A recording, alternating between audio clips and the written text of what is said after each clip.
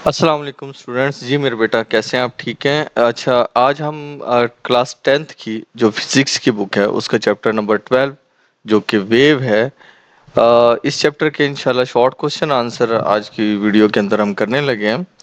अच्छा, अब ये वेव चैप्टर के जो शॉर्ट क्वेश्चन आंसर हैं उनमें जो पहला शॉर्ट क्वेश्चन आंसर है वो है what do wave transfer from one place to another place. Wave एक जगह से दूसरी जगह क्या मुंतकिल करती है? अब वेव हमेशा एक जगह से दूसरी जगह मैटर को मुंतकिल नहीं करती, ये एनर्जी को मुंतकिल करती है। अब देखें कि अगर फर्ज करो आप किसी तालाब के अंदर कोई पत्थर फेंकते हो तो आपको पता है वहां पे वेव्स जनरेट हो जाएंगी। अब जब वेव जनरेट होंगी तो आप वहीं पर एक एक्सपेरिमेंट करने के लिए एक लकड़ी का छोटा सा टुकड़ा भी वहां पे फेंक दें। अब वो जो लकड़ी का टुकड़ा है उसको गौर से देखना है आपने। अब जब वेव जनरेट हो रही हैं तो वो लकड़ी का टुकड़ा उन्हीं वेव्स के ऊपर, जैसे वेव ट्रेवल कर रही है वो लकड़ी का टुकड़ा वैसे ही उसी जगह पर ऊपर नीचे होना शुरू कर देगा, ना कि वो लकड़ी का टुकड़ा आगे की तरफ ट्रेवल करेगा हमेशा। अब वेव्स क्या करती है, एनर्जी को ट्रेवल करती है एक जगह से दूसरी जगह। वो एनर्जी जो कि गई उस लकड़ी के टुकड़े के तक, अब वो लकड़ी का टुकड़ा उसी जगह पर ही ऊपर नीचे वाइब्रेट कर रहा है। तो यहाँ से ये साबित होता है कि वो जो मैटर था जो कि हमने लकड़ी का टुकड़ा समझा हुआ है वो ट्रेवल नहीं कर रहा, एनर्जी ट्रेवल कर रही है। वो एनर्जी ट्रेवल की तो वो लकड़ी का टुकड़ा ऊपर नीचे वाइब्रेट करना शुरू हुआ ना। तो wave transfer energy from one place to another without transferring matter. Matter को ट्रांसफर किए बिना सिर्फ वो एक जगह से दूसरी जगह एनर्जी को ट्रांसफर करती है। ये आपकी बुक में लिखा हुआ वर्डिंग है। वेव एक जगह से दूसरी जगह एनर्जी मुंतकिल करती है लेकिन वो मटेरियल मादे के पार्टिकल जो से को अपने साथ मुंतकिल नहीं करती। ये है हमारा पहला एक्सरसाइज का शॉर्ट क्वेश्चन और उसका आंसर। सेकंड देखें।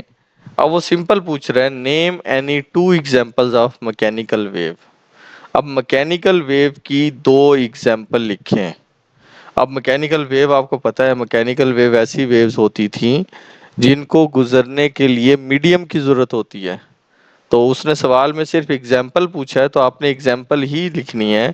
Sound wave and water wave, उसने दो पूछी है तो दो ही जवाब दें। Sound wave and water wave are two example of mechanical wave. ठीक है। हमारी एक्सरसाइज का तीसरा क्वेश्चन है which type of wave can travel through vacuum. अब वैक्यूम बोलते हैं खला को। अब खला में से कौन सी वेव ट्रेवल करती हैं, विच टाइप ऑफ, वो कौन सी वेव खला में सफर कर सकती हैं? वो सिर्फ हमारे पास इलेक्ट्रोमैग्नेटिक वेव है। अब इलेक्ट्रोमैग्नेटिक वेव वैक्यूम में ट्रेवल कर सकती हैं, जैसा कि लाइट है, रेडियो वेव है, एक्स रेज है, can travel through vacuum. Done मेरे बेटा। एक्सरसाइज का जो फोर्थ क्वेश्चन है वो है हमारे पास what is the difference between transfer and longitudinal wave. Transfer और लॉन्गिट्यूडनल वेव में क्या फर्क होता है? तो अब इसमें आपने इसी तरह 3 पॉइंट्स के अंदर आपने अपने डिफरेंस को लिखना है। इंपॉर्टेंट शॉर्ट क्वेश्चन है। अब ट्रांसफर वेव में याद रखना पार्टिकल वाइब्रेट होते हैं परपेंडिकुलर, और साथ आपने ये अप एंड डाउन का वर्ड भी लिखना है लाजमी। Particle vibrate perpendicular up and down in the wave direction. जिस डायरेक्शन में जो वेव की डायरेक्शन होती है उसी डायरेक्शन में particle up and down perpendicularly vibrate कर रहे होते हैं।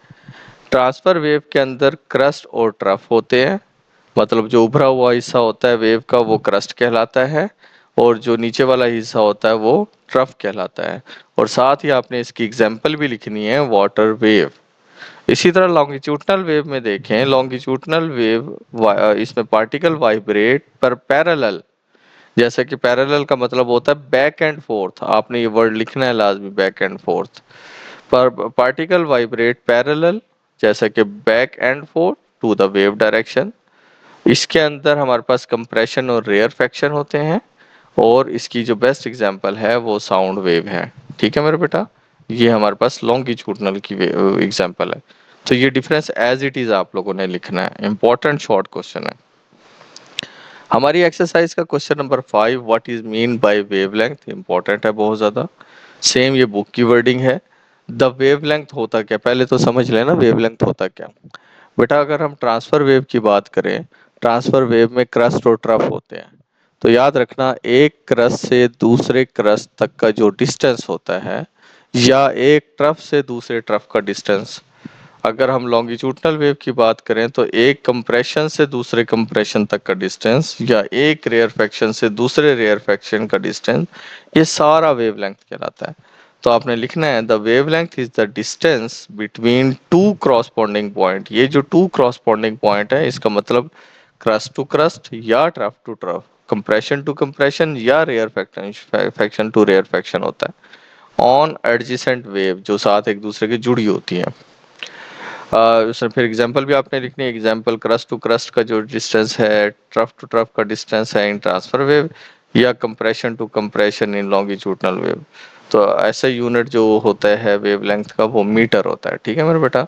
वेवलेंथ से क्या मुराद है? दो मुत्तसिल वेव के एक जैसे हिस्सों के दरमियानी फासले को वेवलेंथ कहते हैं। मसलन ट्रांसफर वेव में एक क्रस्ट से दूसरे मुत्तसिल क्रस्ट तक का जो फासला है उसको हम वेवलेंथ कहते हैं। इसका ऐसा यूनिट मीटर है, और इसे इस लैम्डा, ये वाला जो साइन है लैम्डा, इससे शो करते हैं। ठीक है मेरे बेटा। नेक्स्ट हमारा एक्सरसाइज का question, right the definition of frequency. Important short question है। अब फ्रीक्वेंसी को पहले समझ लें। फ्रीक्वेंसी आपने याद रखना है, एक सेकंड में एक जगह के अंदर से कितनी वेव्स पास हो सकती हैं। अगर एक सेकंड में 10 वेव एक पॉइंट से क्रॉस हो गई तो हम कहेंगे इसकी फ्रीक्वेंसी 10 हर्ट्ज है। अगर उसी जगह से एक सेकंड के अंदर 10,000 वेव पास हो जाए तो हम कहेंगे हमारी जो फ्रीक्वेंसी है वो 10,000 हर्ट्ज है, 10,000 हर्ट्ज है। तो अब याद रखना किसको, एक सेकंड में एक पॉइंट के अंदर से जितनी वेव्स पास कर रही हैं, वेव साइकिल जितना पास कर रहा है। A frequency is the number of complete wave cycle that passed a fixed point in a 1 second. 1 second बड़ा important word है यहाँ पे। It is measured in hertz, Hz। ये इसका यूनिट है फ्रीक्वेंसी का। किसी पॉइंट के गिर्द वाइब्रेटरी मोशन करते हुए जिस्म की एक सेकंड में वाइब्रेशन या साइकिल की तादाद फ्रीक्वेंसी कहलाती है। इसे हम एफ से जाहिर किया जाता है, और इसका यूनिट हर्ट्ज है। और या तो हर्ट्ज होगा या हम इसको पर सेकंड भी कहते हैं। ठीक है, क्योंकि फ्रीक्वेंसी जो आपके पास फ्रीक्वेंसी है वो इक्वल होता है 1/t। T stands for time period. क्योंकि 1/t है, ओवर के नीचे एस आएगा, तो जब एस को हम ओवर से ऊपर उठाएंगे तो एस की पावर -1 होगी। हमारा एक्सरसाइज का लास्ट क्वेश्चन है बेटा, वो देखें, what cause a tsunami in a ocean. समंदर में सुनामी किस वजह से बनती है? अब जो समंदर में सुनामी या वो जो ऊंची ऊंची पानी की लहरें आती हैं जिनको सुनामी कहते हैं, ये इनकी वजह क्या होती है? समंदर के अंदर जो ज़ेरे ज़मीन है समंदर को, जिसको हम सी बेड कहते हैं, वहाँ पर प्लेटों का अब सिरक जाना, एक दूसरी मतलब प्लेटें अगर सिरक जाती हैं, या वहाँ पे ज़लज़ला आ गए, या समंदर के नीचे कोई आतिश फ़शां हो गई, या लैंडस्लाइडिंग हो गई, उन वाक़यों से क्या होता है, अचानक से पानी को शदीद धक्का लगता है, जिसकी वजह से ऊंची-ऊंची वेव्स पैदा होती हैं। ठीक है? अब tsunami are caused by sudden disturbance under the sea such as underwater।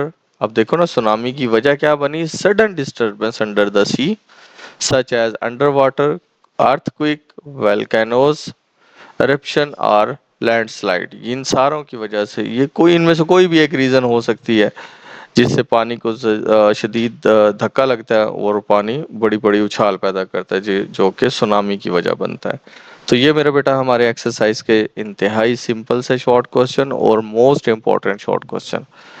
पिछले साल भी ऐसा हुआ था कि फिजिक्स में ज़्यादातर जो शॉर्ट क्वेश्चन आते थे वो एक्सरसाइज में से ही आते हैं। तो एक्सरसाइज के शॉर्ट क्वेश्चन याद करना फ़र्ज़ है, समझ लो आप लोगों के ऊपर। तो ये सिंपल से हैं, इनको याद करो, वीडियो को लाइक कर लेना। अपना ख्याल रखना। अल्लाह हाफिज़।